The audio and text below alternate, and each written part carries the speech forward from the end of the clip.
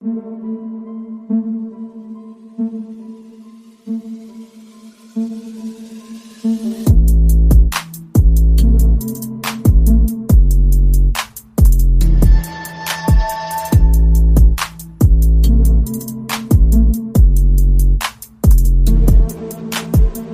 and welcome to the Christian Braun episode of the Hoop Theory Podcast, aka episode 125, which is in honor of his freshly signed $125 million contract extension with the Denver Nuggets. Recording this one on the afternoon of Thursday, November 6th, 2025. My name is Logan Wertman, and before we get into anything, I'd like to first say thank you for listening. Please be sure to hit us up on Patreon or buy me a coffee if you'd like to support the show.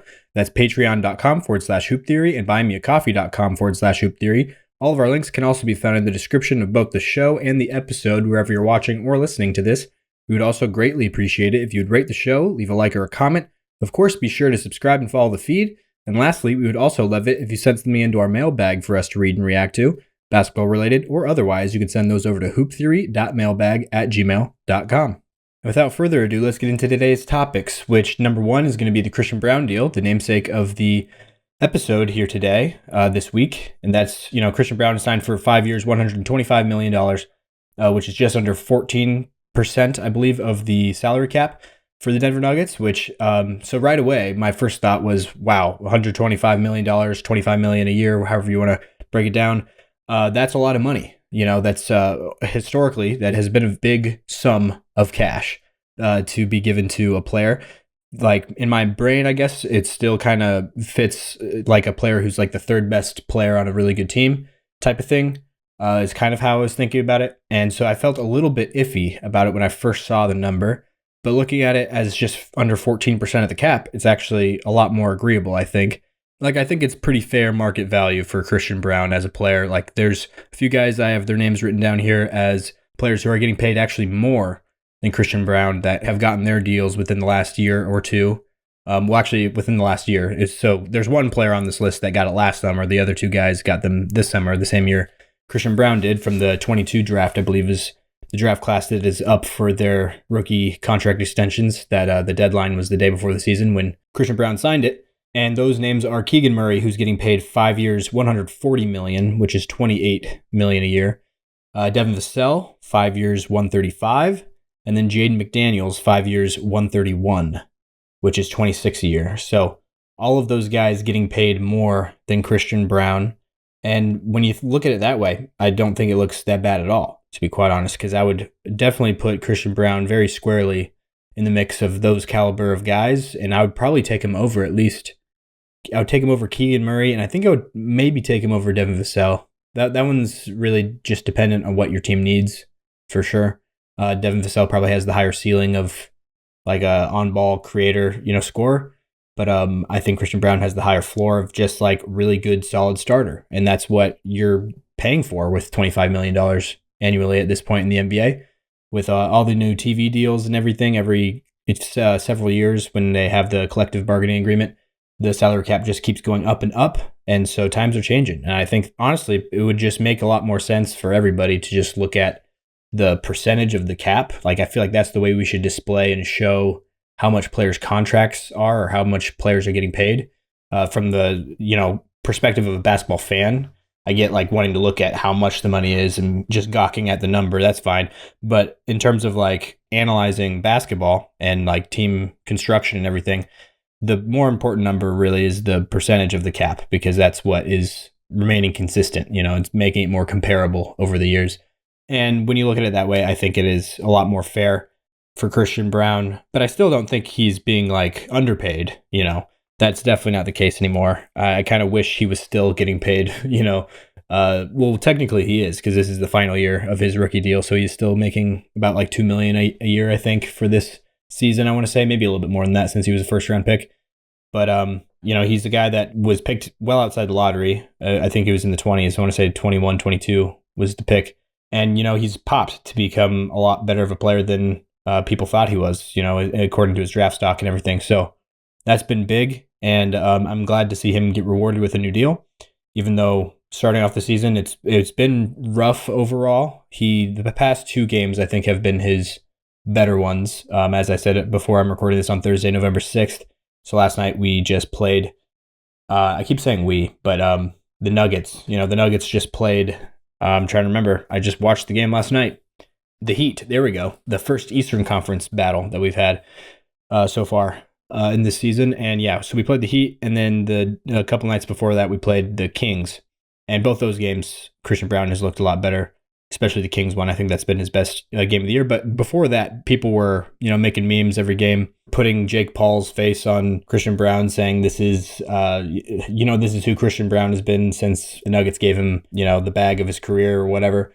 And yeah, which all made sense because he came out of the gates just pretty lackluster, did not look super great. But I didn't really have any remorseful feelings about it, honestly, at any point. It was like the lowest I was on it was right when the number came out, right when the contract came out. I was a little shocked by it. And part of me still kind of feels like I don't know what Christian Braun is worth outside of the Nuggets, like outside of Jokic, because I do think his game and his value overall, I think, is really elevated by playing alongside Jokic, which is not, I don't say that to detract from him because that's not easy. If it was, everybody else would do that too, would just cut and do all the things that he does to get extra value from playing around Nikola Jokic. So he definitely has a skill and an act for that, for sure. It's not just something anybody can do. But at the same time, him outside of the Jokic context, playing with other players probably isn't quite as valuable, in theory, at least. So there's part of that makes me wonder, like, maybe it is slightly above market value of what he's worth to other teams. But at the same time, it's not by any meaningful amount to make me like lose sleep at all. So yeah, overall, I feel pretty good about it. It's just one of the negative things about basketball is like when a player is even properly paid, there's like kind of this extra pressure that is put on him and put on that player to constantly perform at that level. Because like before, if he had a bad game, it was like, yeah, he's a young player. He's vastly overachieving from, where he started his career and everything. So that's kind of to be expected. But now after he gets the bag, then people are like every game that he's not up to par to what he's supposed to be, are whining about it or, making a big deal about him being paid the amount that he is. Overall, though, very happy we retained Christian Braun, that we locked him up for a good deal here so he doesn't enter restricted free agency next summer. But the negative thing is that means that Peyton Watson will definitely be entering restricted free agency now next summer, since he was up for a contract extension on his rookie deal as well. And the Nuggets chose to extend Braun over Peyton Watson, which I would have made that same decision for sure. It's just unfortunate. I do still really believe in P. Watt, and I think that he has a spot here on this Denver Nuggets squad moving forward even. Like, I think he's going to be a good Aaron Gordon replacement when the time comes, if he's still around. But, there's just the downside of having to pay all your players, what they're worth. With Peyton Watson being there, like, I don't know what he's ultimately worth. He still has yet to, I think, prove that. But I think from his camp's point of view and like what he wants and what his agent is expecting, I'm sure whatever the Nuggets have the cap space to give to him is probably not up to the standards of what they're expecting. And that's probably why a deal was not reached and why he has to enter restricted free agency next summer. And as we saw with this summer, the 4 guys that were in restricted free agency this summer, it's very team friendly at this point in the current climate of the NBA financial landscape. But like in the long term, in the long run, it's probably not great for the relations between the player and the team if it goes, the team friendly way. And then that's, not team friendly in the long run. So I don't know. It's kind of a lose-lose situation, feels like. But at the same time, it's just the way business works in the NBA. So those are my thoughts on that, though.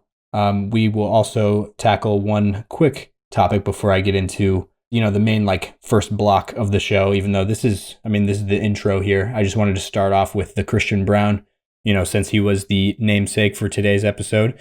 But the other thing I want to tackle here is the Victor Wembanyama topic of discussion, which has just been insane. The start to the season, Wemby has been a revelation. Not even a revelation because everybody was, it's not like people weren't expecting him to be awesome.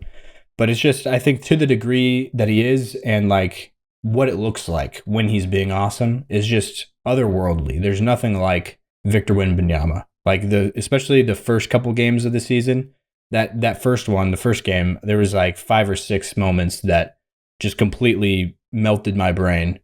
And I can't even understand still the way that he is able to do everything on the basketball court at the size that he is at, and the way he can move at that size as well. And his knowledge for the game, his feel for it, his attitude, his like competitiveness, his like clutchness, his ability to like, come up big in big moments, like rise to the occasion. He just has it all. It's just insane. And I know that people, especially in the first 5 games or so of the season, before Wemby had this little dip off that he's had, especially with that Suns game.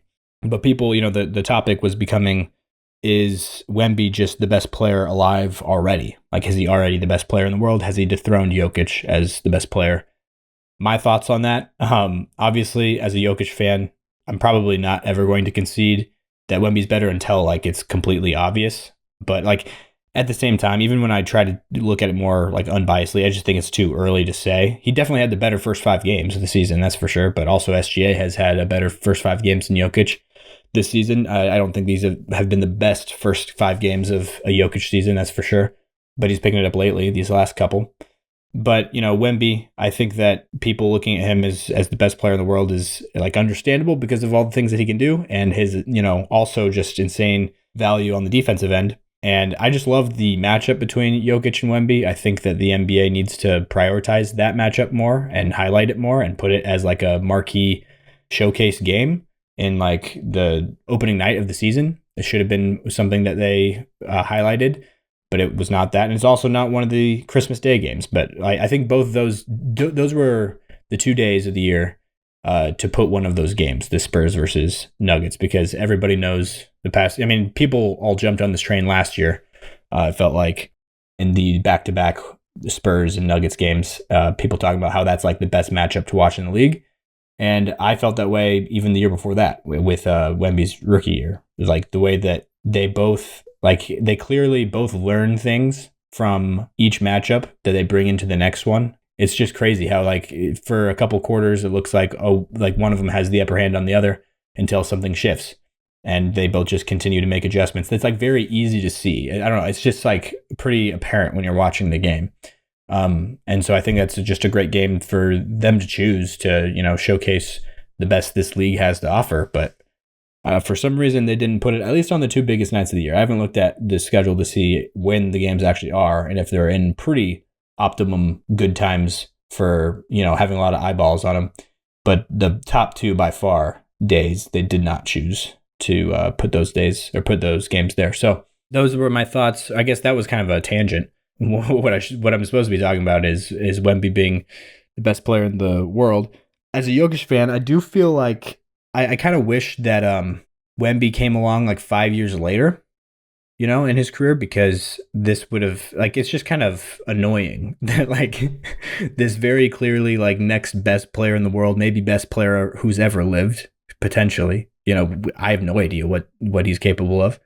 It just sucks that like we're literally in the middle of Jokic's prime of like his best of his best years, and him just controlling and dominating the NBA for an era is just, it feels like it's going to be tapered short a little bit with the rise of Victor Wembanyama. That it's like it's not going to be long before they are neck and neck, or Wemby is surpassed him. It might even be this season, later this, like who knows. It's just insane. And I'm annoyed by it. Like for my fandom of rooting on Jokic and his legacy and what he's built, he's like, I feel like what is in play for Jokic is a top 3 best player of all time. Like, I think that is in play for Jokic to secure when his career is said and done. And this, just adding this giant alien into the mix, I think is just making that a lot harder.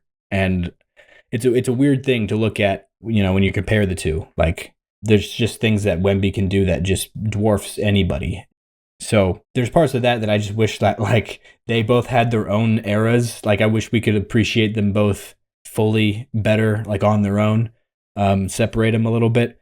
But at the same time, watching them go head to head and, face off against each other is awesome. So there's that too. But yeah, those are my thoughts there on Victor Wembanyama. And I don't really have thoughts on his performance against the Suns, where it looked like, I saw a Thinking Basketball video. I haven't watched it yet, But shout out to Thinking Basketball on YouTube. I saw the thumbnail or title of the video was how the Suns stopped or contained. I can't remember what verb they used, but they did something to Wemby. So I'm interested to see exactly what went on there. I just looked at the box score and saw that Wemby had 9 points and 9 rebounds in like 34 minutes. Like he played a pretty full game.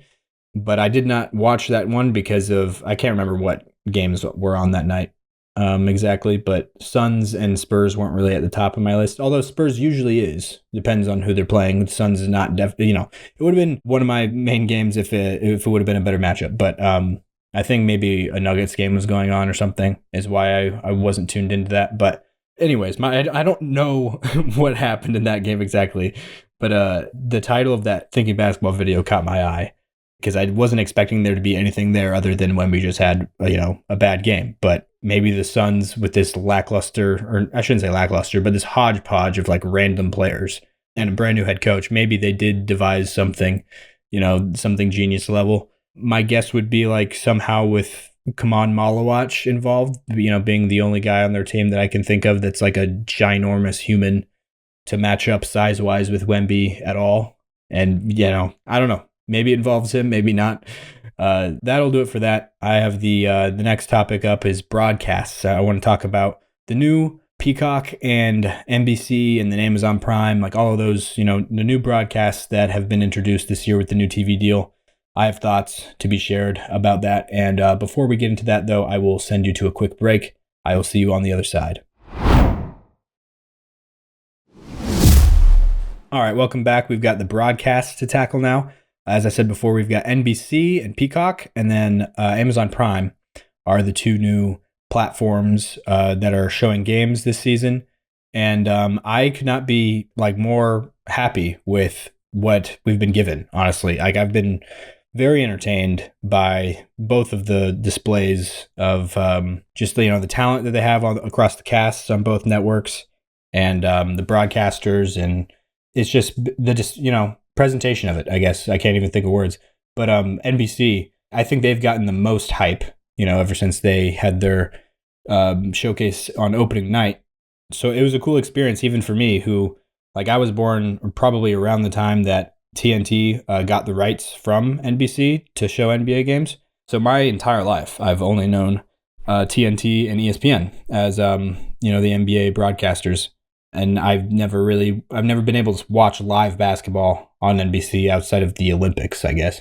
But at the same time, though, I have enough footage of documentaries with a lot of Jordan stuff, especially Jordan docs and the Dream Team and all that kind of stuff. There's a lot of just old videos and old things showcasing the NBC flair, and brand with how they displayed or how they showed basketball and everything, especially with Round Ball Rock, the song.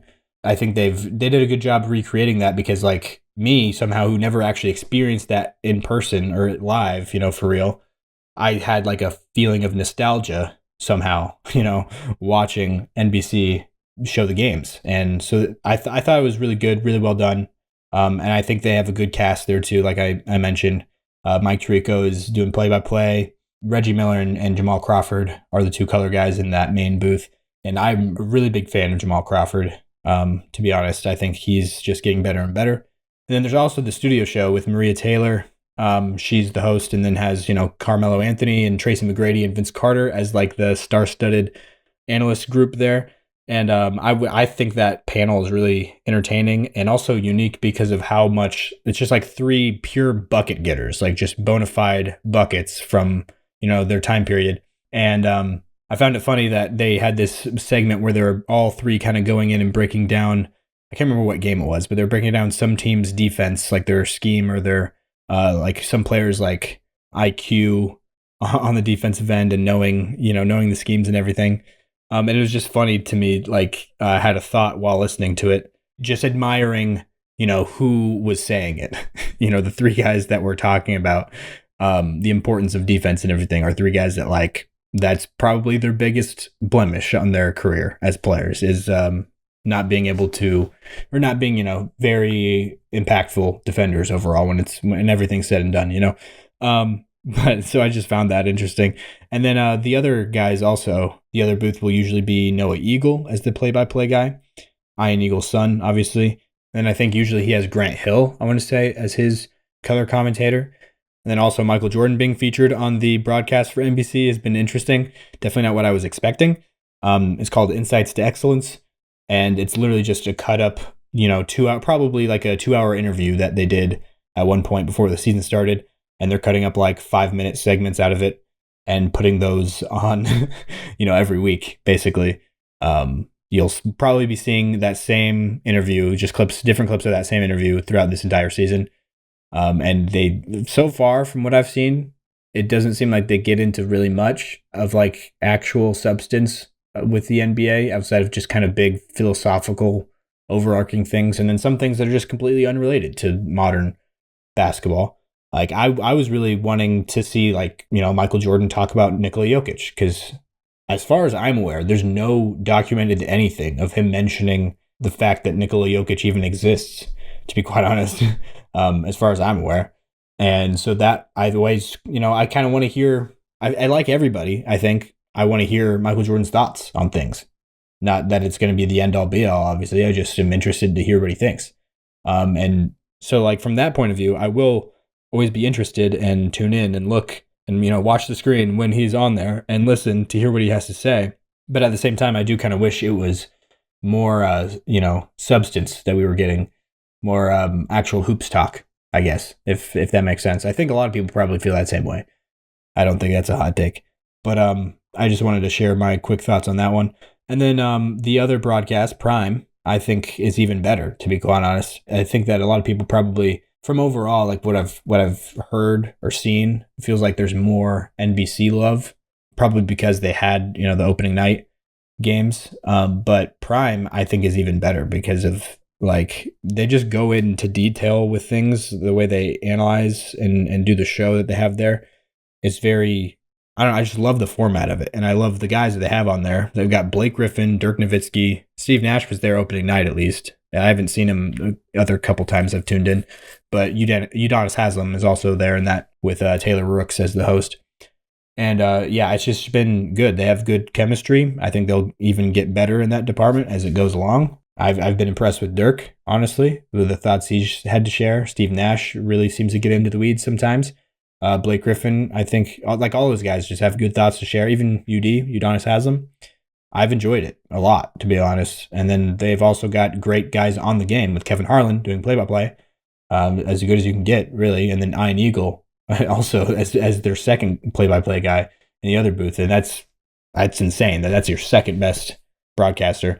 And then on the color side, they've got Dwayne Wade, Stan Van Gundy, Candace Parker, Brett Barry. All of those guys are all people, I guess. Candace Parker. I've enjoyed what I've heard from a lot of those people, and I've just enjoyed Amazon Prime. The presentation of it and everything has been good. Also, I feel like Prime is one of those things that most people have a subscription to, like I do, just for like actual Amazon. It's nice that that's like the same subscription. So it's not like one of these other things where like I have to borrow, a family member's password or whatever for Peacock or whatever. Like, Amazon Prime, I feel like is a lot more universal. The one thing I don't love is how everything is all over the place. Like I have to remember what station, what, platform has what games, what nights. I thought I had it down after week one because it was Tuesday night Peacock, and then Wednesday and Thursday were both ESPN. Then Friday was Prime, and then Saturday, Sunday was back to Peacock and NBC. And I thought I was like, okay, that makes sense. That's easy enough. Like we could just copy paste that over and over. But then when I look at, I wanted to make sure that I had it down pat before I recorded this episode. So I looked up if I could find the actual schedule, and all of the articles that I found that have a schedule laid out, they all say the same thing basically, but it's not that. It's not what was the first week of the NBA season. So I don't know if it's just because it was the first week that it's different, but it says on most places that Amazon Prime is Thursday and then also Friday, which I don't understand that, where it says that ESPN is not Thursday though, but they were week one, so I don't know. But it says that ESPN has Wednesday and Friday, and then Prime also has Thursday and Friday. So I don't know if that means that just depending on the week. Prime might have the game on Friday versus ESPN. Yeah, I don't know. I just wish it was more, rock solid, and maybe other people understand it better than I do. I don't know. This is the first season that I've really had to pay attention to that, really. Like in the past, I didn't really even have to think about it all that much, it felt like. But those have been my thoughts on the broadcasts. I think that's everything there, actually. So this block was a little bit shorter than I thought it was going to be. So I'll throw in some rapid fire topics here to fill the time before I send it to another break to get into the Nuggets corner.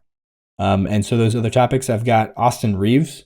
His ascension has been insane, averaging over 30 points a game, I'm pretty sure. Has had a couple games without, at least one game without Luka, and definitely all of them without LeBron. And also, one thing I wanted to mention was I saw in the preseason there was a moment during a Lakers game that I watched where Austin Reeves threw a pass that I've only ever seen Luka throw, and I've seen Luka throw a lot of them. Like, it's a very common thing he does when he's like driving on a pick and roll, and a defender comes over and he'll like pass it over his head. He'll do like the straight backwards over the head or straight like sideways over the head while he's in the air, kind of. He'll jump and do that and throw it to the shooter who's in either the corner or on the wing. Like, I've never seen anybody really do that quite like Luka. But then I saw Austin Reeves do that exact thing, and I saw him do it a couple games later, also in the regular season. So I thought that was interesting that he completely added a Luka animation to his game now that they're teammates. But yeah, he's just been insane, and it'll be interesting to see what it looks like when they're all back together. Everybody's healthy. I do feel like there has to be some value lost there with Reeves because of the overlap. You can't have the ball in his hands all the time when those other guys are on the court, obviously. But it is definitely a luxury to be able to toggle between those guys, to have them kind of carry the offense at any moment is definitely big for sure. And then the Magic is another topic of concern for people. Not really. The first one wasn't really a topic of concern, but the Magic are a topic of concern for many people. I think they'll be fine. I think they just have gotten off to a slow start, but it definitely is. I don't feel as high on them as I did before the season, obviously. I went over. I didn't feel great about it, but I had a slight over on their pretty high line of 50.5 wins. I don't feel great about that anymore, especially if they're not going to be able to shoot. Like, I thought adding Bane, and like I thought they would just be a lot better, like night and day shooting wise. And so far, early returns have been that they're not night and day. Although I think they are still going to be a little bit better than they were last year. They have to be. They have to be better than that team.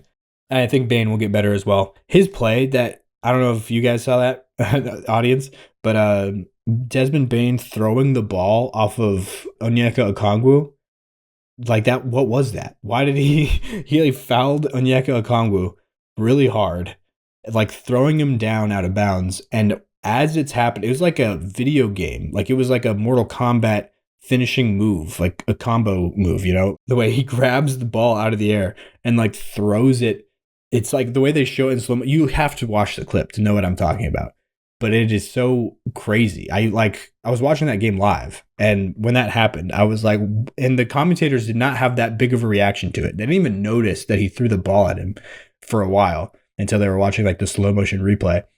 But I was like, where did all that come from? Why did he go so hard? All of a sudden on Onyeka Okongwu. I saw a bunch of comments later on Instagram explaining that, like, and this, I didn't really even think about this, so there's probably some validity to it. But they were like, I didn't even think this was bad at all. Like, he was just making a basketball play, trying to stop the fast break, and then trying to throw the ball off the opposing team out of bounds. Which I guess that could have been what he was doing there. It just looked so violent when he just like pulled it out of nowhere.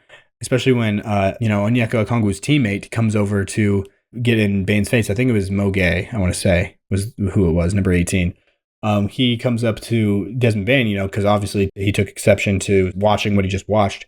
And then Bane just like points directly in his face and says, "I want to see you try," or something like that. I'm reading his lips. He said something like that.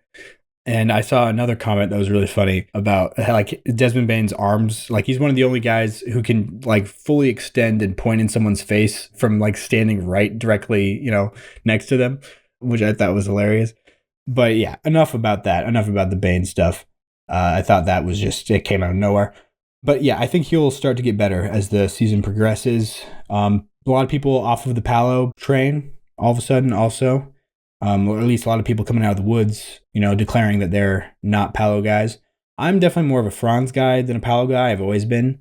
Not necessarily saying that I think that Franz is better than Palo overall, or that he's, I just like, he's more my guy, I guess, if that makes sense.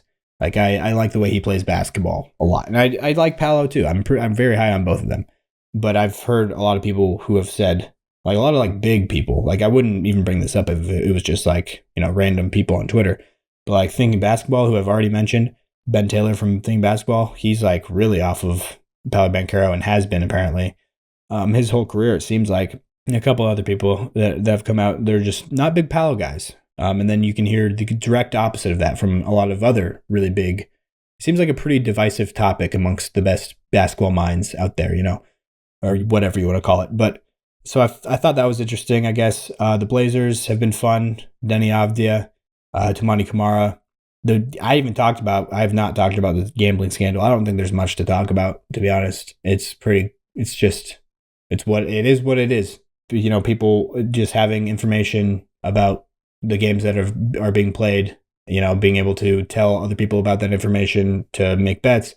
In Chauncey's case, the head coach of the Blazers, I don't know if there's as much like damning evidence, at least on the basketball side. I have no idea about this illegal poker thing, really, other than it sounds like his involvement in it was to recruit people, basically, not recruit, but his role was to get rich people to come to these events, kind of lure people in to put their money into this rigged game. But like, even in that, his role, it could just be people are paying him money to like that. That's a pretty normal job, to be paid to be at an event to get more people to come to it.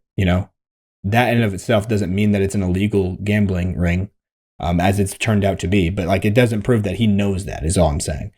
So I don't know if he's actually like completely screwed, I guess is what I'm saying. Like, I don't know if the charges are super solid against him in that way, because he could have just been there as a promoter, essentially. Like, that was his role, to promote an event that he didn't necessarily know was illegal, that they were doing illegal things to rig.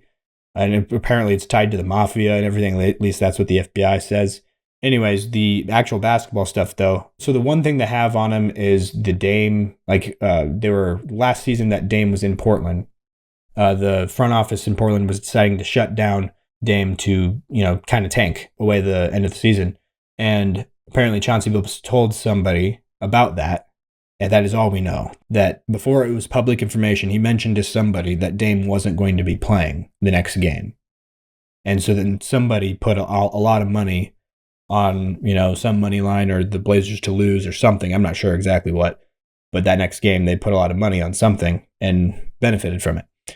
And so that was like a big red flag that books saw. But again, that one right there, who knows what that was? Who knows if Chauncey Billups could have just been complaining to somebody, a friend in his life, talking about his job, saying like how he's not super happy with the front office's choices or the direction they want to go in for the season, the way that they're shutting down Damian Lillard, the best player. He could have just mentioned it to somebody, and even that person might have mentioned it to somebody else. And then somebody, eventually it gets to somebody who is really big in gambling or thinks about like the benefits of being able to place a bet on something that's not public information, So I just don't get why that has to be such a damning thing, to be quite honest, and from my point of view, because books, like sports books and, just gambling sites with sports gambling especially, they do that the reverse way all the time. They benefit from it all the time. So like, why is it not okay? Why is it like a cardinal sin, I guess, for somebody in the general public to do it? That's my point of view on it, to be quite honest, because I see it all the time, like on the apps that I use, like Sleeper, where they'll have on their front page where they have people listed, like the hot picks or whatever they call it, and they'll have like discounted picks, so you'll get like a crazy boost on the multiplier for a pick on a guy, or like they'll lower the line a lot, but it'll be like green, like it'll say like it's a discounted pick. And almost every time in that case, like when I click on that player and like I'll have to go and do some research, to find out if there was something on him. Like almost always, he had something happen in the last game, so now he's like questionable. Like something has come up to where his availability even, or like he's a lot less likely to hit that number is the thing. And so then they'll do this thing like they're running a discount on it to get a lot of people to bet on it and lose, So it's like they do it all the time. They are manipulating people because they know that so many people out there don't know that. You know what I mean? So they're taking advantage of the same thing that the person who Chauncey Billups talked to did. There's still no guarantee that the Blazers lose that game when they don't have Damian Lillard play. Obviously, it's more likely, but there's no guarantee. Somebody knew something that a lot of other people didn't, that the sportsbook didn't even know. So like, just because they get hurt by it, now it's a big deal. Now somebody has to go to jail. I don't like that. I think that's dumb. But those are my thoughts on that. I guess I wasn't expecting that to be a topic, but that did end up being a topic. And that will be enough, I think, for this little block here. So I'll send you into another quick break here before I get to my Nuggets corner, which is actually something that I recorded yesterday that you'll be listening to for that one. And also just a fair warning, at the end of my Nuggets corner, I wasn't expecting that to be the end of anything, as I now know that it's going to be the closer of today's episode. So I send it into another break, essentially. So I don't know. That might just send it into the outro. I guess I'm just letting you know now beforehand that don't be surprised when I say I'm sending you to a break next time, and it will be sending you to the outro, actually. So there's that. But yeah, without further ado, yesterday version of me will see you on the other side of this break. All right, welcome back. Time to talk about the Denver Nuggets. They were my preseason pick to win the title, if you listened to last episode, which maybe, I thought about it in there when I was editing, or after I posted that episode, that I was like, I didn't think to mention that that's not like, I don't do that every year. If you've listened to me over the years, it's not like I've been picking the Nuggets to win the title every year. The first year I did pick them to win the title was the year that they did win the title. And then I picked them to win the next year after that also, but that did not end up happening. So I am now 1 for 2 on picking the Nuggets to win the title. Before that, just looking through the history of it, started in 2019 was the first time I remember making a pick for it. I don't even think I didn't have the podcast at that point, but I was doing something with Jacob. He had a podcast before I did, for those who don't know, like the full hoop theory lore of everything and all the iterations of the show that came before. But originally though, with the 2019 season, the Nuggets, going into the season, I wanted them to make the playoffs. So we were coming off the season where we came down to the final game of the NBA season against the Wolves, where we were both, whoever won made it in as the 8th seed in the playoffs, and we lost in overtime to the Wolves. I believe it was overtime, at least. It came down to the wire for sure. It was a very, very. I haven't watched that game in a long time since it happened. Honestly, that would be a good rewatch. But anyways, after that happened, it was like, man, we're right on the precipice of making the Western Conference playoffs, and that would be cool to see this Nuggets team do that. Little did I know how good this team would eventually be, how good Jokic actually was. This was right after I met Jokic at an Olive Garden. Also, in 2018, right after, it was literally days after that game against the Wolves took place, is when I met him at an Olive Garden. I shouldn't say met. I saw him, and I was the first person in the restaurant to recognize who he was, like out loud, because they were telling him there was a wait for his table, and he was walking out with his brothers. And I said, "Aren't you Nikola Jokic?" And he turned to me and said, "Sup, bro?" And like nodded his head as he was walking out. And then I told the hostess at the Olive Garden who that was and how like crazy it was. And then somebody went out and got him, and they brought him back to a private room. So I got him a table at Olive Garden. Anyways, though, so Jokic, and yeah, when I saw him then, it was a crazy event, but it's just funny looking back at how good he is now compared to how good I thought he was. Like, I thought he was probably going to be like a good player, or really like probably the best player on the Nuggets, and the ceiling of that would be like a very low level playoff team. That's kind of what I was thinking at the time. He was a very late pick in the second round, And yeah, you've heard the story a million times of how much of an anomaly, how much of a surprise Jokic was to the world, you know? So I don't need to belabor it too much, especially when I'm trying to make a different point. My point here is 2019, I wanted us to make the playoffs, and we ended up getting the 2 seed. So it was our coming out party as a Nugget squad. Jokic's kind of coming out party. That was the first year he made the All-Star team, I want to say. But yeah, we were 2 seed, 54-28 as the overall win-loss record. Went on to lose in the second round against the Blazers. So we made it out of the first round against the Spurs, which was a hell of a series, 7-game series. Went really tight with the 7 seed there in the San Antonio Spurs, who were a lot better than, most 7 seeds are most years. And we went on to lose against the Dame and CJ led Blazers team that went to the conference finals against the Warriors, who ended up winning or ended up going to the finals and lost to the Raptors. So that was 2019, the Kawhi Raptors run. And then 2020, the bubble year. Going into it, though, we had no idea that that would be a thing. If, you told me that term going into the 2020 season, I would have been like, what are you talking about? But going into that season, though, I wanted the Nuggets to make the conference finals. That was my goal for the Nuggets. So I don't know if this is really a prediction. I guess this is now clicking with me just now that I'm comparing this to the predictions I make now. But back then it was more of like I had a goal in mind as a Nuggets fan. We'll just continue treating them as if that's the same thing. But my goal for the Nuggets was to make the conference finals, and they were the 3 seed at the end of the season. They were at a 52 win pace. Obviously didn't play enough games because I think it was 73 wins or 73 games total played because of the shortening of the season with the COVID outbreak. But we lost to the Lakers in the Western Conference Finals. So we did end up making conference finals that year. So we made exactly kind of what my goal or expectations was. The year before that, we jumped over that hurdle that I had placed in front of them. And then 2021, going into the year, I wanted to make the finals. So I wanted to, one step higher. I wanted to make it 1 round further than we did the year before.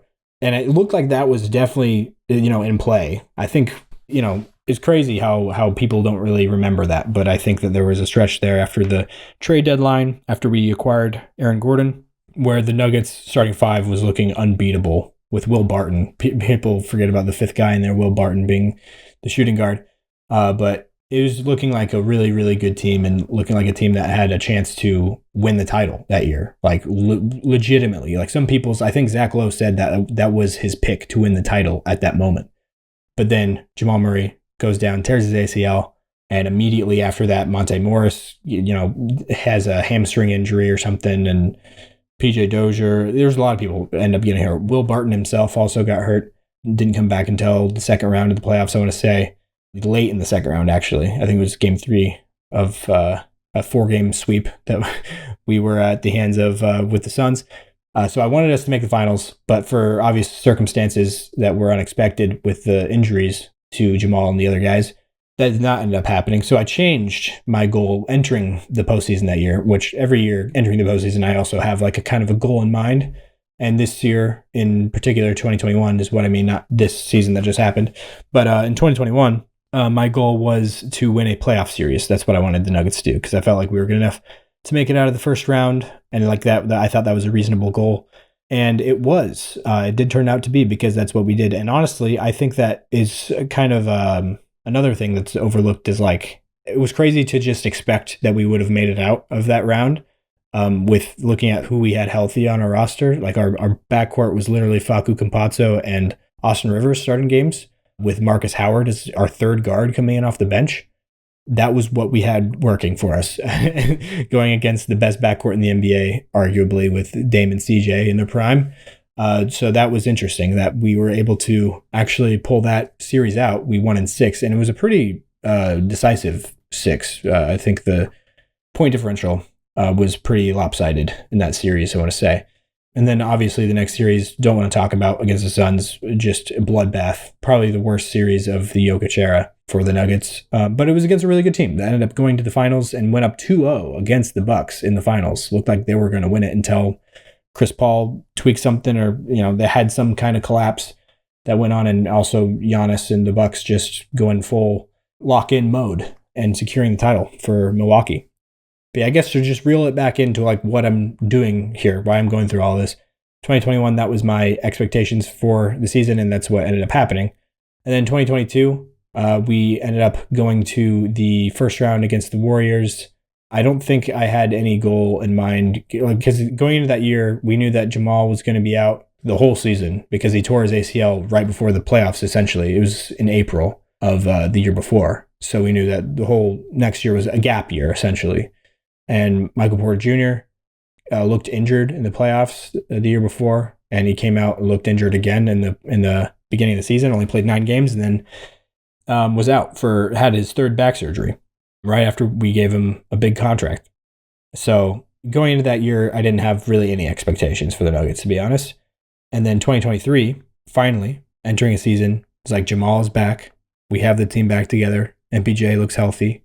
AG is still here, still, or part of it. It was crazy how we acquired Aaron Gordon at the deadline, and it was like it's somebody that you have to keep on contract, you have to pay, in addition to your core that you already have.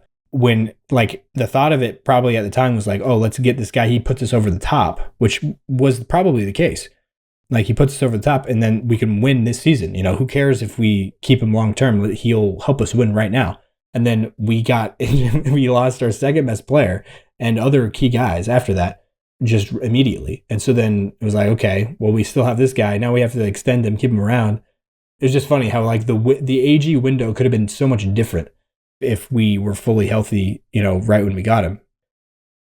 So AG, still around at the start of the 2023 season. Jokic coming off back-to-back MVPs. It was like, it's time. We are going to have finally a fully healthy Nuggets season. I was so excited for that season. And then it kicked off with one of the biggest gut punches with a loss to the complete nothing. Everybody was expecting the Jazz to lose or to win under 20 games. That's what everybody thought going into that year. Because they blew it up and traded everybody. And then Markkanen came out and was like a different player. Like he was literally just a different person that was impersonating Lauri Markkanen. And yeah, we lost the first game of the year. I think at home too, I want to say. No, I don't remember. I think it might have been on the road. But regardless, it's just funny how that's how the championship year started. We ended up winning the championship that year, and that was what I picked. And then I picked it next year. I honestly think we were the Nuggets were. I keep saying we.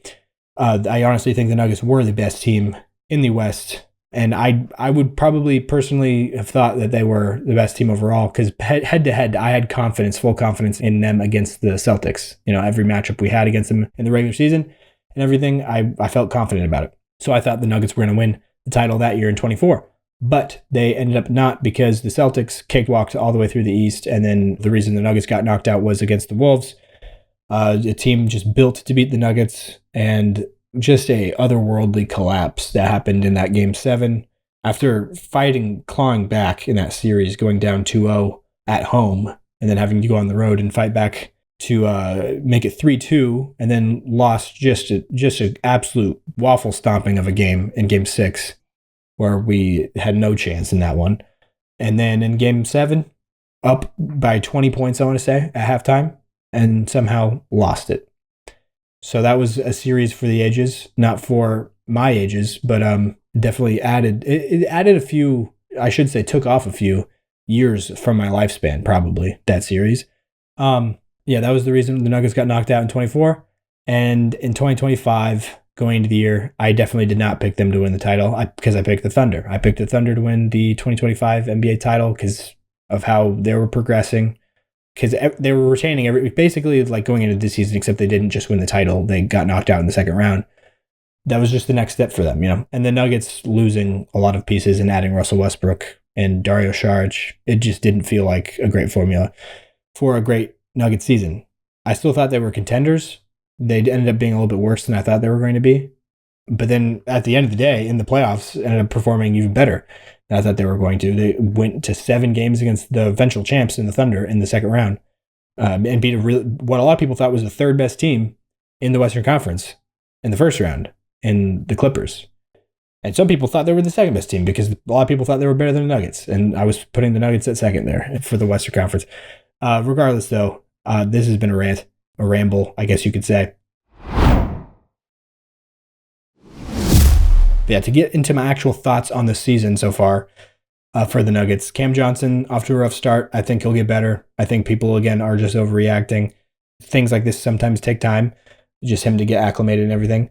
It is a little bit surprising though. Like I thought that he would be out of anybody. Like the way he plays is just so like perfect, like a match made in heaven. And I like that's a consensus that I've heard from every NBA, every basketball head or voice heading into the season. Everybody agreed that like Cam Johnson is a perfect fit for the Nuggets, and he's going to plug in and do exactly what he needs to do and be great and be a great like pairing for Jokic. The chemistry so far has just been very miss, not hit or miss, but pretty miss overall. But he's progressing in like the little things. Like the last few games, he's been a lot more productive in like just cutting and getting his shots at the rim and finishing them. It's really at this point just his shots not falling, and he doesn't feel confident in his like 3-point shot, which will come around because he's for his whole career so far has been a great shooter and had a 5-year career in college before that of shooting great. So like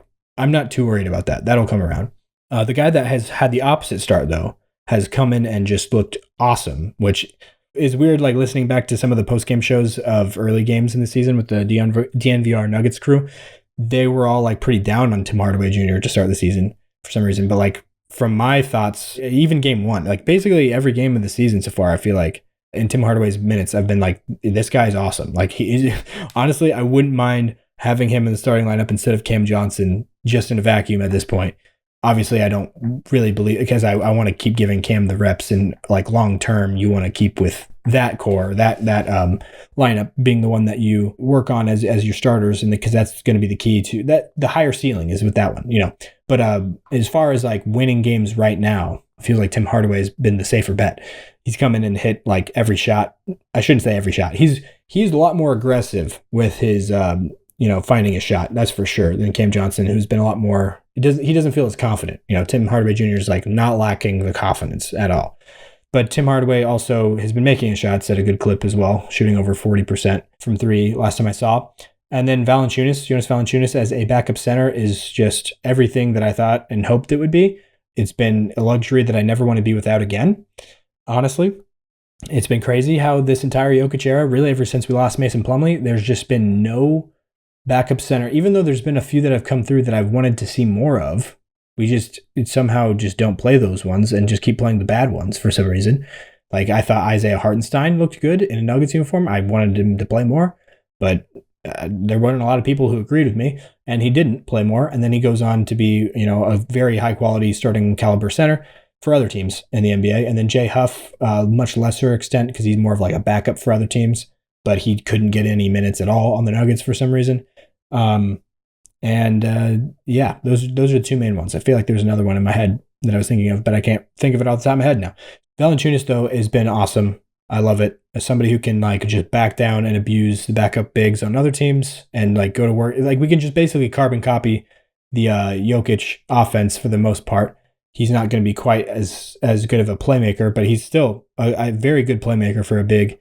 He just gives you a lot of the Jokic things and can do it at a rate, at a premium that is like good for backup lineups in the NBA. It's like you're going to tread water. And that's more than enough for the Nuggets. If you know anything about the Nuggets, they have done the opposite of tread water in the non-Jokic minutes. It's been the worst team in basketball history, essentially, without Jokic on the court. This year it's been a lot better. I don't know if we're positive in the bench minutes quite yet, but it's not even close to minus 12 per 100 or whatever the average has been. That's been like the average of the last 5 years or so, or at least 3 years. It's been like a minus 12. Maybe even worse than that, actually. I think I might be transposing the positive number with the negative number on Jokic's on-off. Because I think he was like plus 12 and maybe minus like 20. It's like without him on the floor, we're like a minus 20 last season or the past couple seasons. And with him on the floor, it's more like a plus 12. That would be a plus 30, which I think he was close to that at one point. But usually it's more closer to like the low 20s for his on-off difference.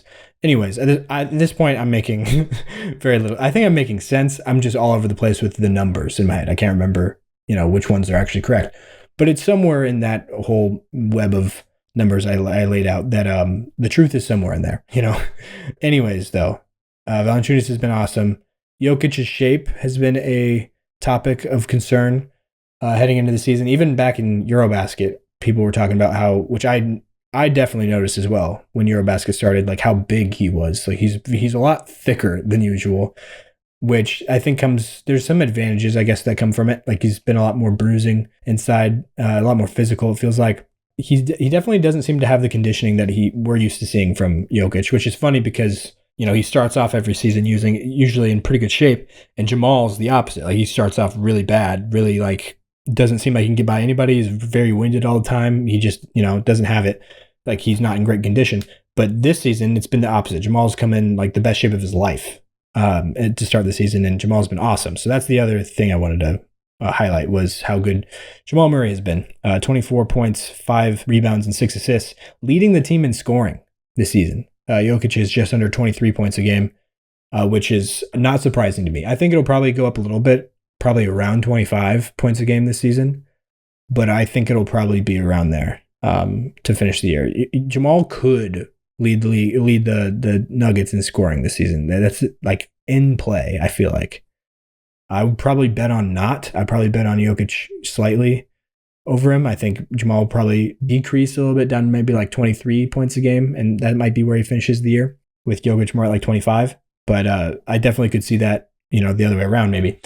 But yeah, that's been good. Jokic, though, 11.3 assists, leading the league in assists so far this season. I think that honestly will keep up. I think he'll at least be over the 10 mark. Like he'll average another triple-double this season. I would like to bet on that. I think that's probably a bet I can make somewhere.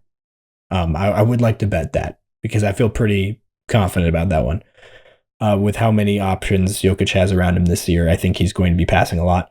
The only thing is him playing enough minutes. He's going to have a lot more games. He won't break like the 32, 33 minute mark, which was unheard of last season. He's come into like a much lower gear into this season than he had to last year. Basically every single game last year, he had to just completely carry the Nuggets to a possible victory. And I think Jokic is clicking into gear also. He started off a little bit slow, like I said, kind of just coasting in first gear. And then also paired with that, just not being in the best shape for him. So I think that he'll play himself more into shape. And last game, I think he was starting to look better, looking a lot more aggressive. He had 15 points in the first quarter in the last game. As I'm recording this, we're going to be playing again tonight against the Heat, which I don't know if that's home or away. So that might be early. That might be an early tip. I haven't even looked at that. NBA games. Let me just quickly look at that because I do want to see. I do want to kind of give a preview to end off this Nuggets corner of what the future slate looks like, and it is at 8 p.m. So I'm guessing that's at the Nuggets. It doesn't say here on Google. It just says Heat versus Nuggets, but I would guess it's probably at Nuggets. The next game, looking forward, it's back-to-back, so we play again on. Or no, it's not. There's only one game tomorrow in the whole NBA apparently. For Thursday, there's Clippers Suns. That's the only game. And then on Friday, the Nuggets we play the Warriors again, which I haven't talked about that at all. Game 1 of the season. That game was insane. Nuggets and Warriors. It was game 1 for the Nuggets at least. It was game 2 for the Warriors. But Aaron Gordon scored 50 points, 10 of 11 from 3. Like while watching it, it was like, I've said that I was on record saying that I don't think AG's shot last year was a fluke. Like all of a sudden he was a good shooter last year. I think that's real. I think that in that game it definitely looked real.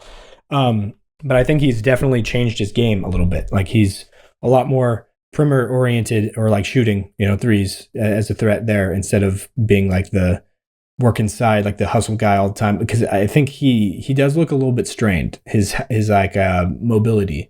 Even in that game that he had 50 points, the most he's ever had in an NBA game, he honestly looked a little hampered to me. Like he looked like he was limping a little bit, but he was like on fire. So it worked. And he's continued to look that way. He's missed some dunks this year, like some alley-oops that he just was not even coming close to missing, in years past. But he had also one of the best of his career this year so far as well in that Suns game. Which I have a hot take on that. Everybody really thought that might be like the dunk of the year and everything.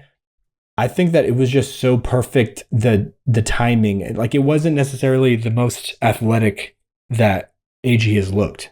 You know what I mean? Like he didn't get up as high as I feel like AG has in the past. it was just like such a perfect distance from where he caught the ball and like as he turned to go into it was just like the perfect storm. I feel like the way he finished it off. But it was the one against the Suns for the people who are wondering or want to look it up to see what I'm talking about. And I saw that one in person also. That was a pretty great moment to see in person, as well as the Jamal Murray 3/4 court buzzer beater at the end of the first or second quarter. I can't remember now which one it was, but I saw that in person as well.